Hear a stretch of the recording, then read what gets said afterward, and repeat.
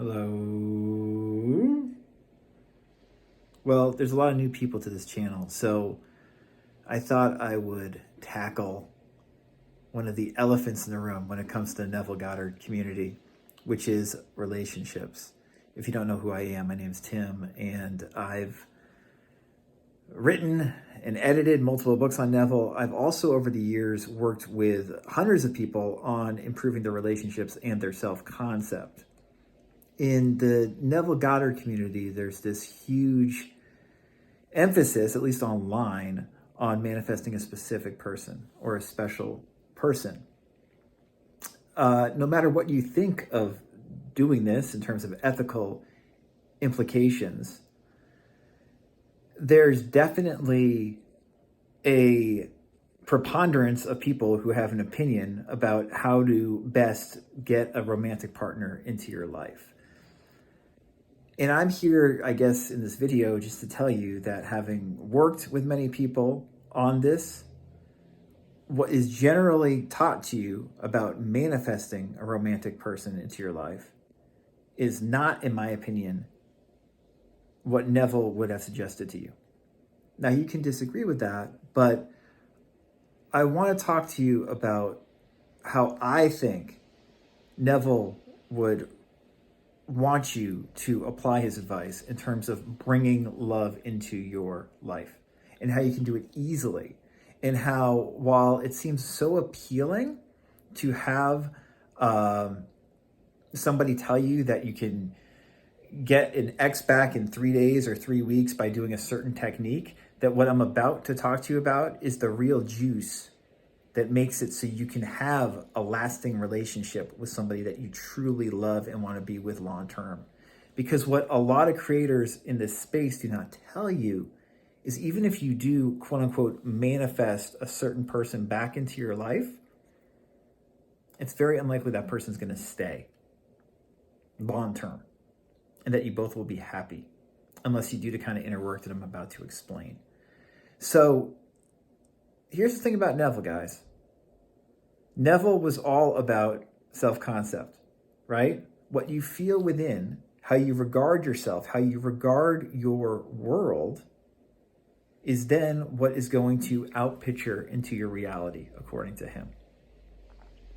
And so one of the most direct ways to apply Neville's advice is simply not to worry about another person that you want to attract, but to start thinking about how you want to feel and how you want to be if you already are an attractive, loving person. See, the big secret, the real trick to this stuff when it comes to relationships and the law of assumption, is realizing what I always say, kind of like my motto when it comes to this stuff, which is that you, not somebody else, you are the real specific person. You are the real special person. You are the real SP. The person you are really looking to manifest into your life is you. That embodied, loving, wonderful, naturally attractive version of you that already exists. Now, I don't mean this in some kind of overly esoteric way. I mean that what you want, to paraphrase Neville, you already have. You already are that person. But on top of that person you already are, figuratively speaking, is all this junk, all this shame, all this feeling of inadequacy, of fear, of trauma from, childhood wounds, how our parents treated us, how we perhaps were treated in school by peers, by how we were treated by other adults. And because of that, because of this shadow aspect of us that we don't want to acknowledge, we refuse to really acknowledge on a subconscious or imaginative level that we actually already are a wonderful, loving, attractive person. This work, if we want to get real about it, is realizing that there's nothing inherently wrong with you and that you actually already are okay, and that actually you already are loving, and that because you already are loving, you deserve to be loved, and to relish that fact, to start contemplating that fact and embodying it in your life. This is what I love helping people with when it comes to relationships, you know? There's over 100 videos below in the description that you can check out where I talk about the process of doing this, of realizing that there's nothing wrong with you, that which you seek, you already have, to again paraphrase Neville. See, instead of trying to manipulate somebody or pretend you're somebody else to be attractive, right? You simply acknowledge that you already are okay. That you don't have to be anyone else to be that attractive person that a wonderful person would want in their life. If you acknowledge yourself as being pure, perfect, and already whole, really do it, and don't let shame or fear or doubt get in your way, because that stuff will creep in. It creeps in for all of us. It's part of being human. But not let that override the fact that you already are okay. You already are loving. It changes everything. It changes everything. Here's a little secret, guys. It's not that hard to become attractive, because almost everybody has a low level of self-esteem. Even all the, supposedly beautiful and pretty people out there. Some of the most beautiful people you'll ever meet, some of the most attractive people physically you'll ever encounter, their self-esteem is still shit. The self-esteem thing is something that seemingly blockades most of humanity. And if you can learn to see that you are already okay, that your self-esteem is okay, that of course you're attractive.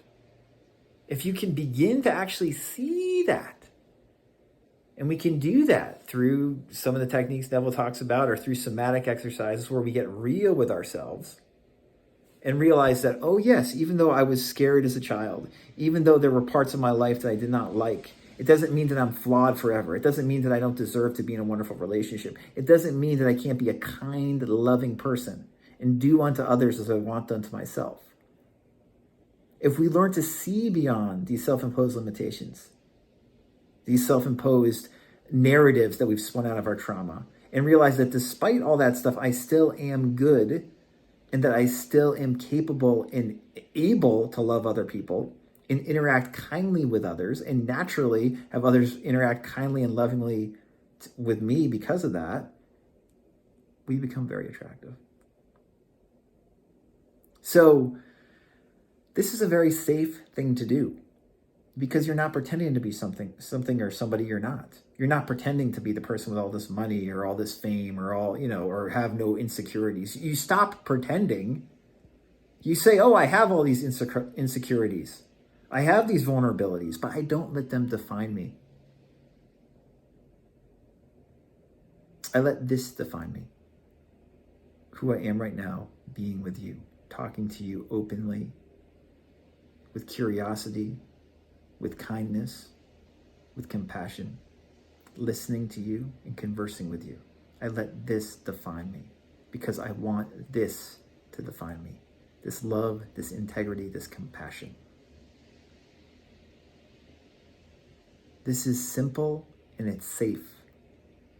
This is the real process of changing who you are and becoming the kind of person that others naturally gravitate towards.